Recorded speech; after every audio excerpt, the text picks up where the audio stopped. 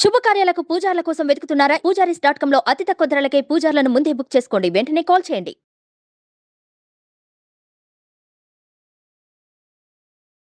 ఓం శ్రీ గురుభ్యో నమః.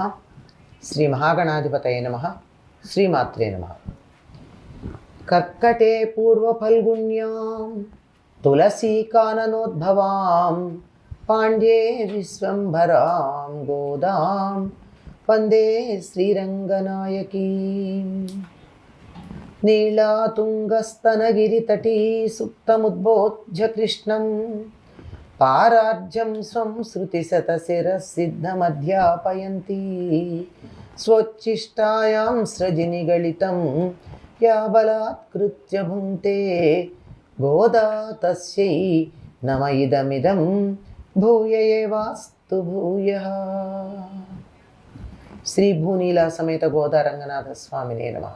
குத்து விளக்கெரிய கொட்டுகால் கட்டில் மேல் மெத்தைன்ற பஞ்சசயனத்தின் மேலேழி கொத்தலர் பூங்குழல் நப்பின்னை கொங்கை மேல் வயத்து கிண்டந்த மலர் மார்பா வாய்த்திழவாய் மைத்தடக் கண்ணினாய் யுன்மணாளனை எத்தைனோ போதுமு துயிலெழ ஒட்டாய் காண் எத்தனை ஏலும் பிரிவாத்தகில்லாயால் తత్తువమనృత్తకవేలోరెంబావాయ్.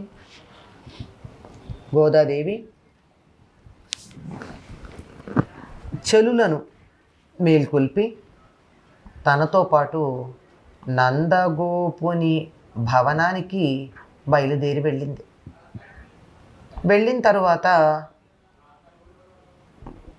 ద్వారపాలకులకు నమస్కారం చేసి, అంటే దేవాలయాల్లో తప్పనిసరిగా ద్వారపాలకులకు నమస్కారం చేస్తాం. ఇక్కడ ఆవిడ నమస్కారం చేసినట్టుగా కాక ప్రార్థన చేస్తోంది తలుపులు తెరవమని. లోకాలన్నీ కాపాడేటటువంటి కృష్ణుణ్ణి కాపాడుతున్న నందుడి ఇంటికి కాపలా ఉన్న ఓ కాపలా కాచేటటువంటి ద్వారపాలక తలుపులు తెరవమని ప్రార్థించింది. ఆ పైన నందుణ్ణి, యశోదని కూడా ప్రార్థన చేసింది. వారితో పాటుగా కృష్ణుణ్ణి లేపమని బలరాముణ్ణి కూడా ప్రార్థించింది. ఇప్పుడు అయినా కృష్ణుడు లేవలేదు. అందుకని ఏం చేస్తోంది, అక్కడ ఉన్నటువంటి కృష్ణుడు ఎక్కడ పడుకున్నాడో ఆ పక్క మీద ఆయనకి దిండులాగా ఉన్నటువంటి నీలాదేవిని నిద్ర లేపుతూ ఉన్నది. మన నీళాతుంగ స్తనగిరితటి సుప్తముద్బోధ్య కృష్ణం అని చెప్తూ ఉంటామే, అలా ఆవిడ ఎలా ఉంది అని చెప్తున్నారంటే, గుత్తి దీపాలు చుట్టూ వెలుగుతూ ఉండగా, అంటే పడక గది ఎంత చక్కగా ఉండాలో, నిద్రపోవడానికి ఎంతటి అనుకూలంగా ఉండాలో అంతటి అనుకూలంగా ఉంది. దానివల్ల మెలకు రావడం చాలా కష్టం. అనుకూలంగా వాతావరణం ఉంటే మెలకు ఎలా వస్తుందండి? గుత్తి దీపాలు ఉన్నాయిట, చుట్టూ ఉన్నాయిట. ఏనుగు దంతాలతో చేయబడిన కోళ్ళున్న మంచం మీద ఉన్నారట. చల్లదనం, మెత్తదనం, తెల్లదనం, ఎత్తు వెడల్పు ఉన్నటువంటి పాన్పు మీద ఉన్నారట. గుత్తులుగా వికసిస్తున్న పూలు తల్లో ముడుచుకున్న కేశపాసం కలిగినటువంటి నీలాదేవి యొక్క స్తనముల మీద తన శరీరాన్ని ఆనుకుని పరుండి విశాలమైన వక్షస్థలం గల కృష్ణ, నువ్వు నోరు తెరిచి మాట్లాడు. కాటుక పెట్టుకున్న విశాలమైన కళ్ళు కలిగిన నీలాదేవి, నువ్వు నీ ప్రియుణ్ణి ఎంతసేపు లేవనీయకుండా ఆపుతున్నావు? ఈ మాత్రం ఎడబాటు కూడా సహించలేవా? నీ స్వరూపానికి, నీ స్వభావానికి కూడా ఇది తగినటువంటిది కాదు అంటున్నారు. చూడండి, వాతావరణాన్ని ఒక్కసారి గనక మనం గమనించుకున్నట్టయితే పడక గది ఎలా ఉండాలి? దీపాలు, చిన్న చిన్న దీపాలు ఉండాలి, ఎక్కువ వెలుగు ఉండకూడదు. ఒక్క చోట ఎక్కడో మూల ఉంటే సరిపోదు, అక్కడొకటి ఉండాలి, గుత్తులుగా కూడా ఉండాలి. అలాంటి దీపాలు ఉన్నాయట. అంటే ఈ రోజుల్లో మనం అనుకునే చాండిలియర్స్ లాంటివి అప్పుడు ఉన్నాయన్నమాట. అనేక దీపాలు కలిపి ఉన్నవి. అవి ఉండి ఇంకా ఆ మంచం ఎలా ఉంది అని చెప్తున్నారు. ఏనుగు దంతాలతో చేసింది. వీళ్ళు కువలయాపీడము అనేటటువంటి ఏనుగని కంసుడు వీరి మీద ప్రయోగిస్తే బలరామకృష్ణుల మీద సంహరించి ఇద్దరు చెరి 2 ఏనుగు దంతాలని భుజాల మీద పెట్టుకుని కదా కంసుడి ఆస్థానంలో ప్రవేశించారు. ఈ 4 దంతాలు మంచం కోళ్ళల్లాగా పెట్టి ఒక మంచాన్ని తయారు చేశారట. ఏనుగు దంతాలతో చేయబడినటువంటి కోళ్ళు ఉన్న మంచం. ఇది ఎత్తుగా ఉంది. మంచం ఎప్పుడు ఎత్తుగా ఉండాలి, మరీ నేలబారుగా కాకుండా.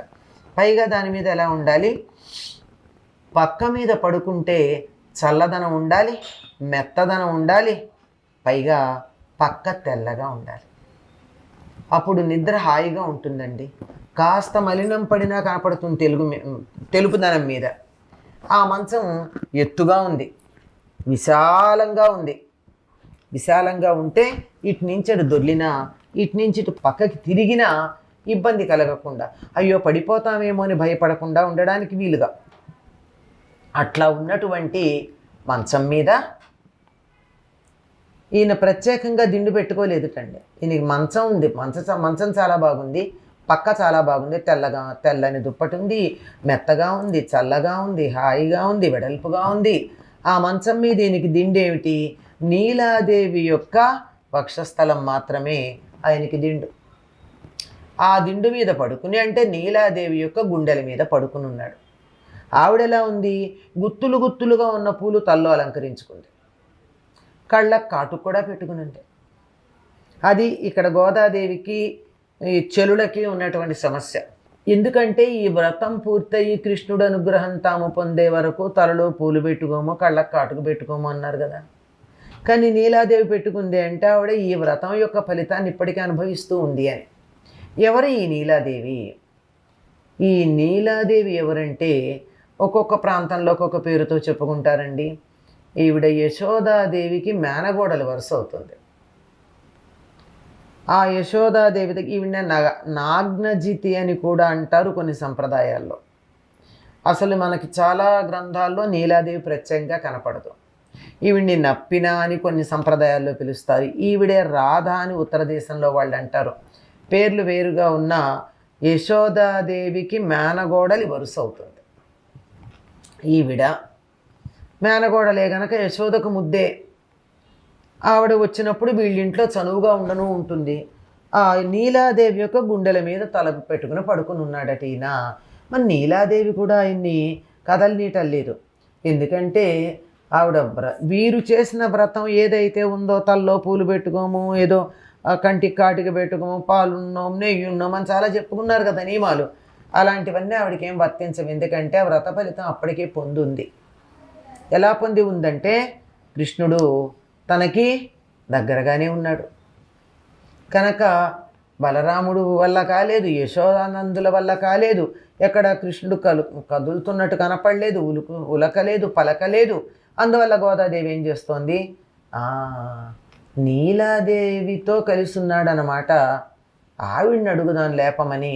ఏమ్మా నీలా, కృష్ణుణ్ణి వదిలిపెట్టి ఉండలేకపోతున్నావా? ఎంతసేపు అలా లేవనీయకుండా అతన్ని నీ దగ్గరే పెట్టుకుంటావు? నీ గుండెల మీద పడుకున్నాడు కదా అని అక్కడే ఉంచుతావా? ఎడబాటు అంతగా ఓర్చుకోలేకుండా ఉన్నావా? మేము ఎదురు చూస్తున్నామే.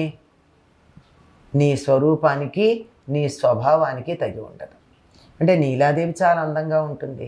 ఇంత అందమైన మనిషి ఇలాంటి ఇబ్బందికరమైన పని చేస్తుందా? ఇతరులకు ఇబ్బంది కలిగించేది నీ స్వరూపానికి సరిపోదు, అసలు నీ స్వభావానికి అసలే సరిపోదు. నువ్వు పరమ దయాస్వరూపిణివి. అంత దయ కలిగినటువంటి నువ్వు మేము ఇక్కడ ఎదురు చూస్తున్నాము అంటే కృష్ణుణ్ణి మా కోసం పంపించకుండా నిర్బంధించి ఆపడం అన్నది నీ దయాగుణానికి విరుద్ధమైనటువంటిది. కనుక ఓ దయ కలిగినటువంటి నీలాదేవి, కృష్ణుణ్ణి దర్శించుకోవడానికి వచ్చినటువంటి మాకు దర్శనం కలిగించేట్టుగా అనుగ్రహించవలసింది, లేపి పంపవలసింది అని చెప్పి గోదాదేవి నీలాదేవిని కూడా చెరులతో కలిసి ప్రార్థన చేస్తూ ఉన్నది.